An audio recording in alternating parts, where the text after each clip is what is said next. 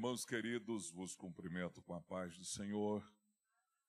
Faço o registro de gratidão ao pastor João Adair, pastora Kátia, pastor Arbert, pastor Cleiton e meu amigo, irmão Melk, esposo da cantora, nossa amiga irmã Sandra Pires. Aproveito o gesto receptivo, que os irmãos estão sobre os pés. Abram a Bíblia no livro histórico do Novo Testamento, livro dos Atos dos Apóstolos, o último capítulo, capítulo de número 28, versículo 1. Todos os irmãos que têm acesso para manusear a palavra do Senhor, Atos, capítulo 28. A leitura expressa só do verso 1. Está escrito: havendo escapado, então souberam que a ilha se chamava Malta. Vamos repetir? Havendo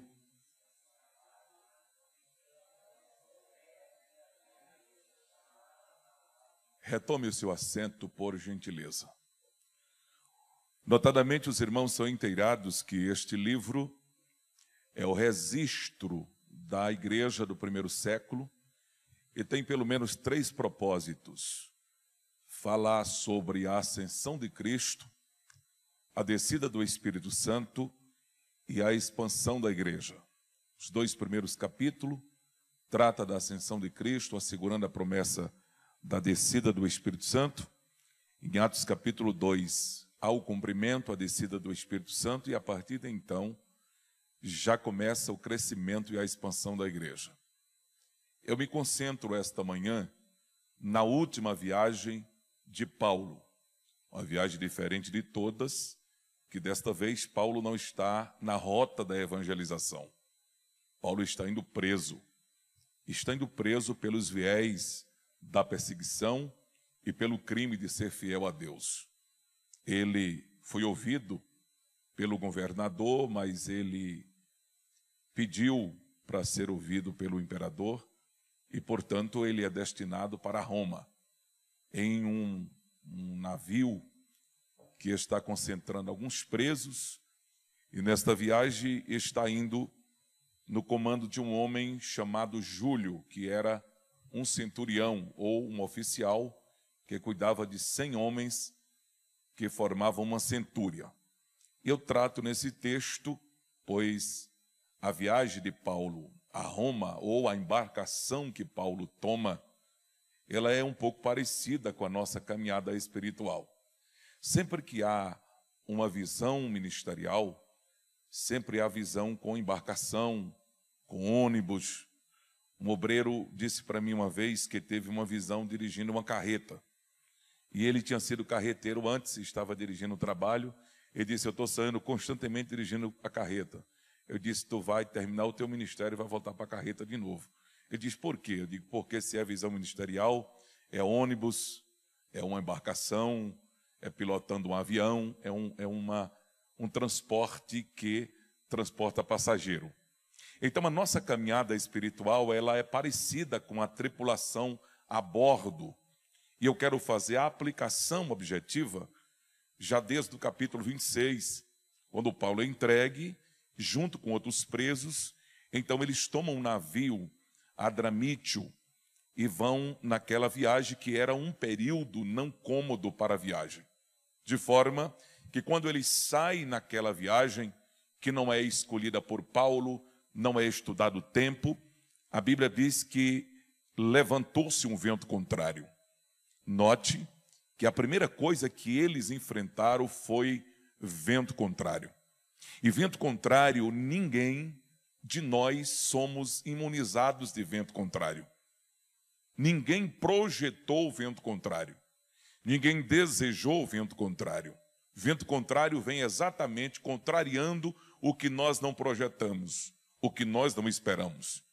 Nós aprendemos aqui na escola hoje sobre namoro, sobre planejamento, e ninguém casou pensando que ia ter problemas no seu casamento. mas pode surgir na caminhada um vento contrário, que não foi planejado, que não foi na época do namoro e que vem um vento contrário. E quando o vento veio contrário, o texto diz que em seguida a navegação ela ficou devagar. Significa dizer que ninguém acelera em vento contrário. Ninguém consegue galgar a posição em vento contrário. Ninguém consegue adiantar a jornada em vento contrário. Então pegue a segunda lição: vento contrário deixa você devagar. E o que é vento contrário, pregador? Vento contrário é quando foge do nosso planejamento. Eu nunca vi alguém ir ao médico e ser diagnosticado com câncer e ele voltar sorrindo. O vento contrário tira o seu sorriso. Você pode ser o irmão que mais ora, você pode ser o melhor pregador, mas o vento contrário deixa você devagar. Você não ora, você quer ler Bíblia, há uma anemia espiritual, porque o vento contrário faz a navegação andar devagar. E em terceiro lugar, o texto diz que a navegação se tornou perigosa. Quando vem um vento contrário, atrasa a nossa caminhada e se torna perigosa. Os perigos são: primeiro, podemos apostatar da fé. Segundo, nós podemos reclamar e murmurar na caminhada. Quando você lê sobre Jó, Jó reclamou da sua vida. E Jó disse para Deus que era melhor que ele não houvesse nascido. Sim, por fim, no meio da turbulenta luta que Jó passou, ele venceu. Mas ele venceu entendendo que não foi a sua força nem o seu braço. Havia um propósito nisto, a ponto dele dizer no capítulo 42, ele disse: agora sei que tudo podes e que nenhum dos teus propósitos pode ser impedidos. A Bíblia diz que eles, naquela embarcação, eles passaram por um lugar chamado Bons Portos. Então, se é um lugar Bons Portos, era um lugar cômodo. Mas a Bíblia diz que não dava para eles invernar ali. Significa dizer que quando Deus permite passar por vento contrário, até aquilo que é bom não é cômodo. Nós não podemos parar numa placa que está dizendo que é bom. Toda luta, irmão, nos deixa amarguras. Agora tenha certeza de uma coisa: Deus nunca permite prova, ou não permite passarmos por prova para que nós venhamos a se perder na prova.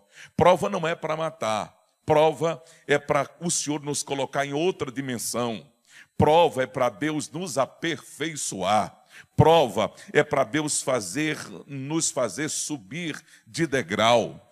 Prova é para Deus entregar certificado. Então conscientize o teu companheiro do banco e diga: espera, porque depois da prova vem um certificado. Aguarda, porque depois da luta vem a vitória. Segura firme, porque tem alguém no controle da embarcação, que ele nunca perdeu o controle. Ele é o Todo-Poderoso. Só que quando eles passam por Bons Portos, eles têm uma oportunidade, que é de trocar de embarcação. Então, pode ser essa embarcação. Vamos trocar então de embarcação. E eles pegam o navio de Porto Maior, o navio alexandrino. E a Bíblia diz que quando eles entram no navio alexandrino, Deus levantou um vento chamado Eiro Aquilhão. Significa dizer que Deus tem vento para cada tipo de embarcação. Se você estiver dizendo: eu estou passando por uma luta em Brasília, eu vou para onde tem um parente meu em São Paulo, ou eu vou para os Estados Unidos, porque lá tem mais facilidade, aqui está fechadas as portas, os céus estão com nuvens densas, eu vou ter que ir embora. Sabe o que o Senhor está dizendo para ti? Quando você descer no aeroporto, que você for pegar a mala, a sacola da prova vai sentar em cima da mala, porque Deus está te provando para te melhorar. Deus está te provando para você conhecer Ele. E Deus tem as suas formas de provar, para nós entendermos que somos dependentes dEle. Oh glória! O ventoeiro Aquilão foi pior do que a tempestade do navio anterior, porque eles perderam toda a estrutura, perderam tudo que havia na embarcação. Eles lançam fora, e a Bíblia diz que passaram vários dias sem eles ter noção de dia, nem ter noção de noite, e sem nenhuma esperança de se salvar. Ele já havia muitos dias. Tem hora que nós não encontramos nenhum farol indicativo. Tem hora que a gente pensa que Deus nos deixou abandonado. Tem hora que a gente pensa que o ministério não tem sabor. Tem hora que a gente diz: eu entrei num barco furado, eu coloquei isso de cabeça. Quantas vezes no ministério os pastores que estão me ouvindo aqui dizem: meu Deus, será eu larguei tudo? Eu acho que entrei de cabeça. Eu entrei pelo emocional, porque na hora da luta nós pensamos nisto, e quando nós não conseguimos ver nenhum farol indicativo, mas quando eles perderam toda a esperança de se salvar, a Bíblia diz que Deus levantou Paulo no meio da embarcação e disse: senhores, esta noite, é o único que tem certeza de horário. Quando ele diz esta noite, ele está afirmando que agora é dia. Ele diz: esta noite, o anjo do Senhor, de quem eu sou e a quem eu sirvo, esteve comigo. E mandou dizer que ninguém aqui vai perder a vida. Oh glória! Tenha certeza que há segurança na embarcação. Só que os marinheiros não acreditaram no que Paulo dizia. E quando eles perceberam que a tempestade não parava, eles criaram um plano: vamos descer as âncoras, parar a embarcação, e nós vamos fugir daqui, e esse povo vão morrer nessa embarcação. Quando eles lançam as âncoras, elas grudam no fundo do mar, a embarcação para, e eles dizem: nós vamos embora. Quando eles soltam os botes salva-vida para fugir da embarcação, aí Paulo diz assim: ei, para onde vocês estão indo? Se vocês deixarem a embarcação, vocês vão morrer. Mas se ficar aqui dentro, haverá livramento. Diga para teu irmão: fica aqui dentro. Pode ser que tem alguém que não gosta de você. Pode até que você esteja ferida com alguma coisa. Pode até ser que você diz: este ano eu não quero nenhum cargo mais. Eu estou só esperando o pastor presidente chegar. Esse ano eu não vou entregar aquele trabalho. Eu vou sair da frente da liderança desse departamento. Você está pensando que parar vai resolver o problema, não é? Você está pensando que colocar as âncoras vai parar a tempestade? É.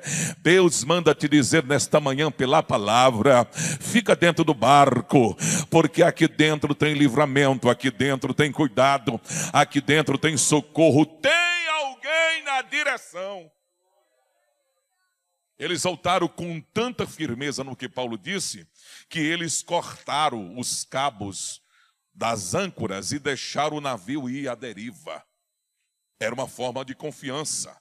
Nós não temos controle, então vamos deixar o navio ir para onde ele quiser ir. Aí logo em nós vem uma palavra. Eu acredito que por conta da fé deles, aquela tempestade passou, porque nós somos imediatistas. Deixa eu lhe dizer que a tempestade não passou. Deixa eu dizer que a tempestade aumentou. Deixa eu lhe dizer que o sol, a lua e as estrelas não apareceram. E deixa eu dizer mais: aquela embarcação encalhou. E agora, a gente usa no Nordeste, pastor João, dizendo assim: se correr o bicho pega, e se ficar o bicho come.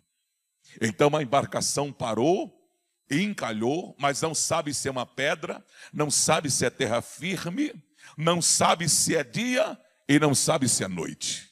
Então, pelo menos, nós vamos ficar aqui dentro da embarcação. Mas só que a Bíblia diz que o vento soprava e começou a quebrar a embarcação. E agora, se a gente ficar aqui dentro, morre. Se nós pular, também morre. Aí os marinheiros disseram assim: quem sabe nadar, já pode se jogar nas águas. E alguém diz assim: eu que não sei nadar, marinheiro. Ele disse: pega um pedaço da embarcação. Quando você entra no avião, há uma informação dizendo: se em caso de pouso de emergência nas águas, retire a poltrona do avião, leve para as águas, elas são flutuantes. Mais ou menos assim que ele estava dizendo. Pega um pedaço do barco, abraça com ele e se joga nas águas. Olha aqui para mim. Eu tenho 2 pontos para te explicar. Primeiro, haverá um momento que vai sair na frente quem sabe nadar. Haverá um momento que só vai sobreviver esse povo que vive, irmãos, especulando isso, aquilo, atrás de mensagem de profecia nas redes sociais, fazendo pix para alguém profetizar. Esses aí, irmão, vão ficar encalhados. Só vai sobreviver quem sabe nadar, que não é levado por vento de doutrina, que não é enganado por heresia, mas sabe em quem crê, sabe a quem serve, sabe com quem anda, sabe para onde vai, sabe de onde vem, sabe quem ele serve, tem convicção. O que eu estou sentindo não é emoção, é o Senhor que está falando comigo. Ele sabe quem serve. Em segundo lugar, aqueles que não sabem nadar têm que aceitar e reconhecer que está só os farrapos, só os cacos, mas abraçar com o que sobrou e dizer: eu vou pular nas águas confiante de que aquele que tem controle na embarcação e no mar, é ele que eu estou colocando a minha confiança. Oh, glória! Aí, irmãos, para a gente concluir, é interessante, porque eu vou chegar no texto agora para fazer a aplicação, é que nós olhamos para esta viagem de Paulo e agora todos saíram nadando ou abraçado com um pedaço do barco. O fato é que ninguém está mais na embarcação. E aí é como aquele capítulo da novela, quem assiste novela, para saber o que é que vai acontecer amanhã. Todos estão nas águas. E a pergunta é: e agora? Aí eu coloca novamente, capítulo 28 do livro dos Atos dos Apóstolos, versículo 1, e eu faço a aplicação da palavra proposta ao meu coração. Veja aí o que é que o texto diz, o texto que nós lemos. Atos 28, versículo 1. Coloca na tela, por gentileza, meu irmão, para que a igreja possa ler comigo. Depois que todos é colocado nas águas, aí o texto diz assim: e havendo escapado, repete comigo, havendo escapado, o que aconteceu? Nenhum perdeu a vida, todos escaparam. O texto diz: então, depois de escapado, souberam que a ilha se chamava Malta. Olhe para mim, Malta não está na tua geografia, Malta não está no teu cronograma. E o que é Malta, pastor? Malta é uma mistura de pinche. Malta é como se fosse uma parte de asfalto. É uma ilha. O nome Malta significa terra firme, lugar impermeável. É onde fazia a mistura do pinche para colocar nas embarcações.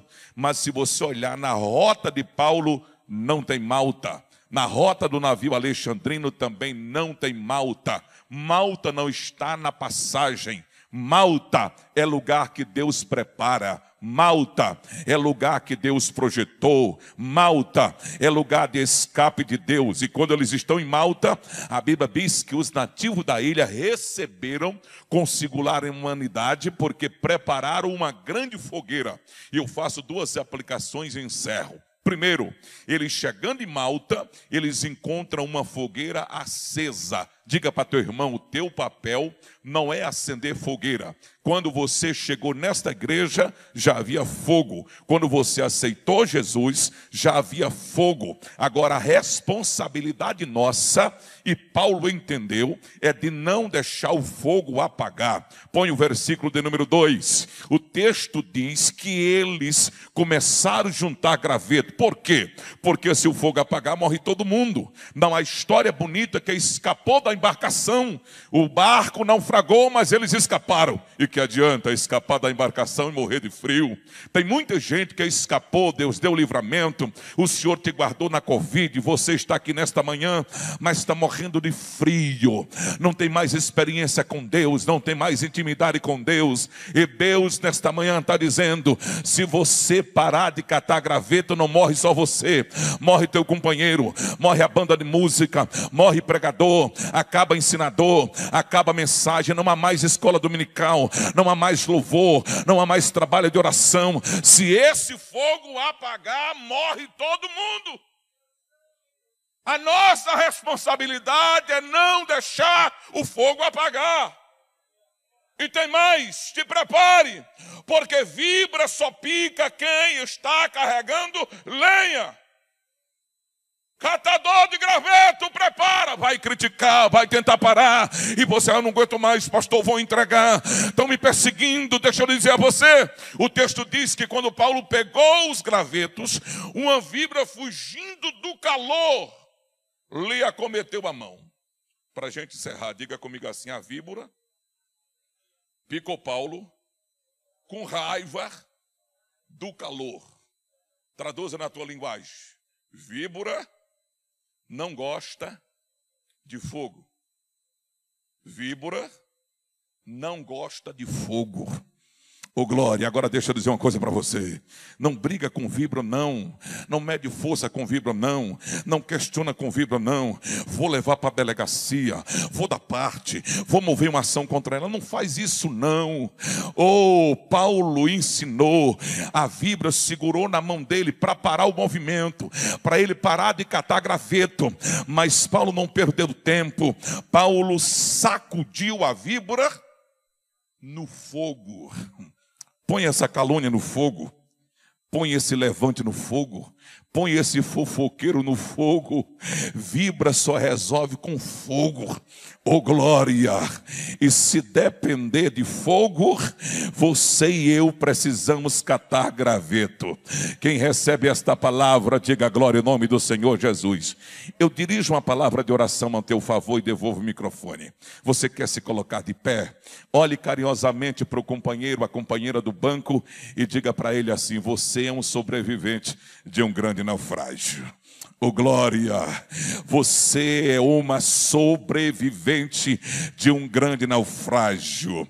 Você está aqui porque o Todo-Poderoso te guardou.